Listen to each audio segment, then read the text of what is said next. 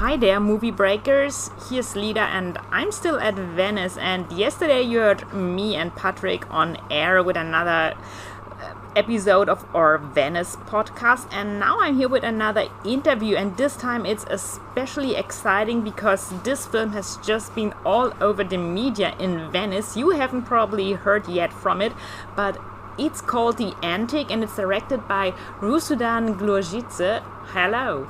Hello. She's here with me, and her film was supposed to run in one of the smaller side sections. It's her second feature after her first Oscar-nominated feature, The House of Others, which also won big at Carlo Vivari. And this film now has been blocked from being screened to the press. I saw it on a press screener, but the public cinematic screening has also been banned. And can you just tell us more about why that has happened and when you heard about it and the whole story?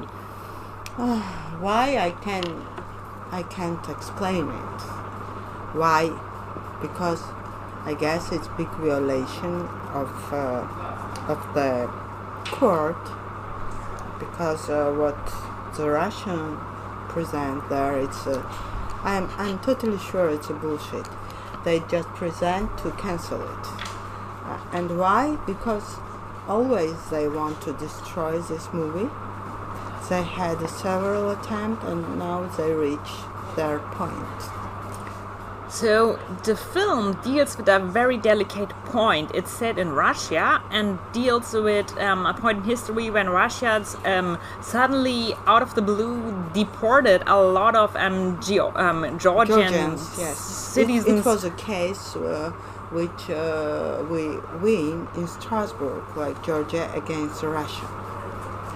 Yeah, so the background of the story is a deportation. Yeah, and even though the story is very, let's say, allegorically and very subtle in the way it deals with that issue, the issue is present, and one could interpret the story as critical of Russia. Now, if I say critical of Russia, don't mean critical in any way that would be upsetting to anybody or any movie that's made in Germany or that you would see from the US or anywhere. Yeah. But we know that Russia is at a point where they even touched out rainbows out of musical videos because they feel that even a rainbow in the background is too gay. So you can imagine that even the smallest sidestep or something that has been considered a sidestep will lead to a ban. And of course there's the perception that this is the actual reason for the ban. Officially it's copyright reasons, but it's an original story. There is no copyright or anything. So no, there is no copyright reasons, I can tell you honestly. It's a reason that two charlatans want to destroy this movie. And I can think, I guess, it's not just their own passion to do it. It's kind of, I think it's orchestrated by the Russians. So you said there were already before that attempts to kind of get the production to a ground. Would you like to tell about that? No, it was very difficult from beginning, and when even I started to make this story, I always know that it will be difficult to do it. Because it's touch. And now it's more relevant, so it shows me that what happens now around the film means that I really get the point. Certainly, if your movie is getting banned by Russia, I think we're at a historical point where this can be considered a compliment. Mm-hmm. Because it's really spot on the issue, and it took me a while to get into it actually, because to a certain point you think, oh, that's just like a pleasant love story or like a romantic comedy, and then you realize, no, it isn't. This is about deeper issues. We have this young woman, which is a refugee from Georgia and hides in the flat of an old man in Russia, and there's also this literal motive of antiquities, and we see how certain people in the society are seen like, old furniture, like something Yes. that has to go out, and also Yes. this is a symbol also for the past, of course, a past which is course. simply discarded and which is destroyed, so that there's no way to look at what the past actually was. And we also see, of course, on a populist level how the past is Exactly. rewritten. Exactly. I'm agree on each of your words, but I had like an idea. Maybe tomorrow I will go to San Marco place. I will take a chair. I will take a script, and I will invite the public. And I will read the script page by page, describing like a close-up of Medea, first shot, second shot, like Russia in a snow, frozen, like a lake, etc., etc. Because I don't know how to achieve to be screened and how to achieve that my voice will be heard. And this is also like an issue that has to do with the Venice Film Festival, because there is, as far as I could perceive it, no legal obligation for the film festival to pull the Exactly. movie. They just do it out of, in quotation marks, precaution. And I Yes. would say it's just cowardice. Yes, exactly. Because we're here in the EU, why doesn't the Venice Film Festival, which always claims to be independent from politics, even though now it is led by a literal fascist, in a way that it says we don't even dare to show this movie, even though there's no legal basis to the claim, we just out of precaution pull a film because Russia tells us. It's very ridiculous and big shame that I'm in the middle of Europe and I'm banned by Russia. Yes, that is really. And did you shoot in Russia this movie? Yes, I shoot this movie exactly before the war started in Russia, in Ukraine, in January, February 2000. I'm lost already. So we back to home in 21 or 22 of February, and the war started in few days just. And how did it feel that suddenly there was this I urgency? had a feeling. I always told to my crew members that something will happen because the smell of war was in air, and the shooting was very tough, because it was like show and hidden censorship, and they trying to block the location, they trying to even cut the costumes of main character. So it was a very tough period. It was not just a film, it was a kind of everyday, it was a fight. How much were the Russian authorities aware of what the movie would finally look like? Did you have something like a fake script that you showed them? Because I would imagine... No. So you showed them the real script? We had not Russian official money. We had just Russian minority co-producer, and we needed because to have access to go and shoot there. But then, during every match session, the Russian government read the script first time, and it was immediate night call to me from Russian minority co-producer that please take out the scenes, and I told her it's a censorship. And also those scenes are vital to the movie. I mean, this is what the movie is about. So if you have a story like that, you cannot just take the scene out. You want the melodrama about like Peter, Lado and Medea? No, it's not my story. It's a written and the script, so no. And she told me, if you don't take out the scene, the Russians will do their best that you don't get the funding in your match. And how did you then?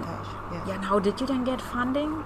We get the funding once, and then when war starts, Russia was out of Council of Europe and all conventions. So, and it was another routine because of that. All projects where Russia was minority comes again to the voting in a Rumash, and it was a lot of projects that just antique stay, and even Ukraine voted for it, you know. So, and then finally they don't sign a contract, the Russians.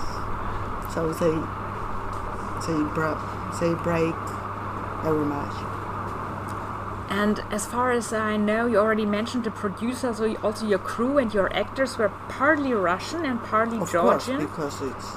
And how was the atmosphere on the set? Because I could imagine that also the Russians who are not in agreement with the government are under big pressure. And of course, it's also a personal ambiguity, because maybe you love your country or your friends and your family, but you still hate the government and the system.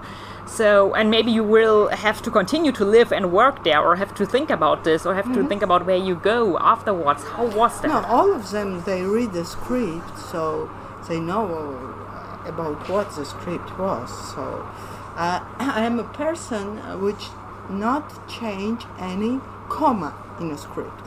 So it's not I present something and then I change something. So they all of them was agree to be part of it, and it was a really big gift for me to work with Sergei Draden, great actor, but we had a contract with a Finnish company, not with Russian ones, with him, and so it was a very great time. And he gave me a lot as professional. He gave me a lot, and he educated me how to do and how to achieve that. Because he's fantastic, just fantastic. He really is. He plays the old man who harbors the young main character, who it's kind of implied in the movie, but it looks like she flees to Russia inside a box. And we just have this one, in the beginning, this one like little pan shot on a box, and we never actually see her coming out of it, but there's implication and she's there, and we can only then later conclude she was in that box. So then there's also the issue, of course, when did you first come along the story? When did it start, the actual plot of the film? It's come to me like many years ago, and it's come from totally, it's inspired by the deportation, of course, but it's come from different story. In 2008, me and my husband, we sold our apartment and we trying to find new one. So, and we find some nice apartment in the center of Tbilisi, and it was very cheap. So we came to the owner. And the old, very nice guy opened us the door, and I asked him, why you sold this apartment so cheap? Which is actually the same question that the young woman first asked when she's looking for a place. Darling, I sold this apartment, but with me inside. So I was, okay, sorry, but it was kind of, it stayed in my mind, and when I start to build the story with my co-writer, I start from this point, like it was like point, like Vadim Vadimovich, which is nickname of Putin, alone, sold his apartment with him inside.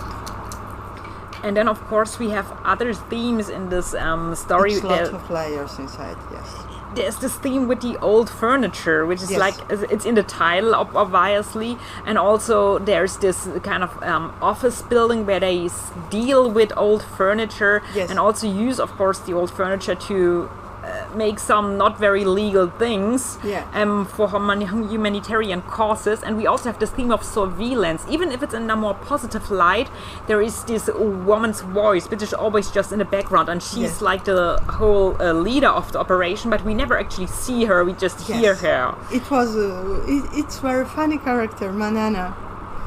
When Vladimir asking, it's Peter asking, it's who is her? It's how is in Latin? Then like he's a god. A deity. Yeah. He's a god. No, it's my partner, like that. So it's very nice character, like somebody who manipulated all the story, but never seen. It's like and of course, even it's though like a symbol of nowadays. Exactly, and even though it's more lighthearted, it's definitely also scary and uncanny to have this awareness to be always watched by somebody, and then suddenly have a voice like breathing down your back and telling you, don't do this, or why didn't you do that, and all those kind of things, so that you never see the surveillance, but it seems to be actually, like you said, like some kind of supernatural thing and omnipresent. And how did you find those great locations? Because it looks really amazing. We built it. You built it. One location we found it, and second one we built it ourselves. And we had very great set designer Gogi Micheladze, which was set designer of very known Georgian film Repentance, if you know, of Tengiz Abuladze. And we started to build this set from scratch. And every day, like during 4 or 5 months, we were in a flea market to collect this old-fashioned and old things, and we did everything by our hands. And there is the scene where old photographs get cut up into little pieces and discarded. Are those real photographs, or did you just make reproductions? No, it's real photographs. And for me, it's a kind of symbol that he wrote the history, the history of. Yeah, it's also connected, of course, to the personal history, that you kind of, if you feel that your life is going to an end, you also don't want to leave any traces, you erase your personal history. It's not just a personal history. No, because his personal biography is connected to the wider history. If I have photos of the family in the past, it also shows us how society was. Yes. And obliterating the personal history also always takes bits and pieces out of the collective history. Yes, exactly. And did the movie get shown so far anywhere, maybe in a small circle before Venice? Or is this really like the first time that it would be on a bigger screen? Yes. And you already told us about this idea to go to a San Marco or some public place. I'm thinking about different ideas how to express myself, because I should express myself. I hope film will be seen in Venice. Unfortunately, yesterday screening and today's screening was cancelled, and it's kind of discrimination of this film, but I hope it will be. And have there been interest already by other festivals? Because I could even imagine that they jumped now for it. It was interest by other festivals, but I don't know, it's such a case that maybe the other festivals will be also scary to... it depends. Maybe the Antique became a ghost film.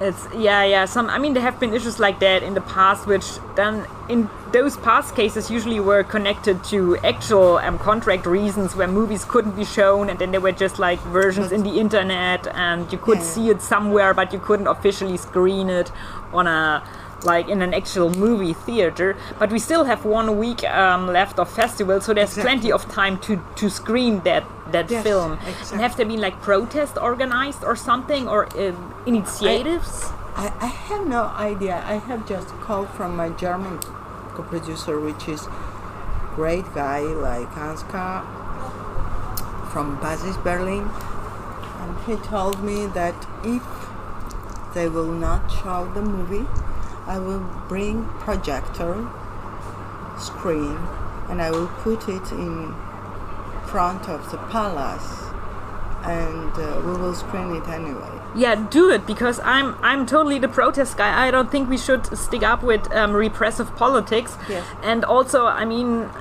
I don't have to explain to you listeners like why Russia at the moment is really the bad guy. This is not this is not a question of personal issues. This is not about copyright or anything behind the scenes. This is political, and we shouldn't stand for it, especially since this is really, I've seen this film on a screen and it's really a beautiful movie. It's a nice story, and I wouldn't even think that it's so subversive, so that even something that is just mildly critical of from my perspective, it's just mildly critical, it's really crushed, or they try to crush it, and that just shows how repressive the system actually is. So I really hope that you go through with any kind of protest. And also, do you have new projects? Because we talk now so much about one issue. Yes, I have a new project we did with. The next project will be American one. It's written by American scriptwriter Gregory Jordan, and it's also about some kind of Russian violation. Okay, and I suppose you cannot tell any more about it, but yeah, good. Now I understand. I totally understand why. So just let's squeeze in a few more questions. How did you find the main actress? Because she's just like amazing. She's in my previous film, House of Others, and she's my close friend, and we are like a family. So she's a person who can express me like with a beautiful way, even we don't need like lots of explanation, and because we are so close. And she was nominated with an Antique as a shooting star 2000 of this year. So she's around here, and she had the same bullying from Russia when she was nominated in Berlin. She go through the same story. Would you like to elaborate a bit on that? Like maybe you will speak with her. She is here. She will express herself. Maybe we can do that. Let's see if we can do that maybe in another interview. Yes. But for the moment, could you just say like a few things about it? No, this Russian co-producer, which is not co-producer, but she is named like co-producer. She started to bullying like European film promotion to erase Salome, to remove her from nomination.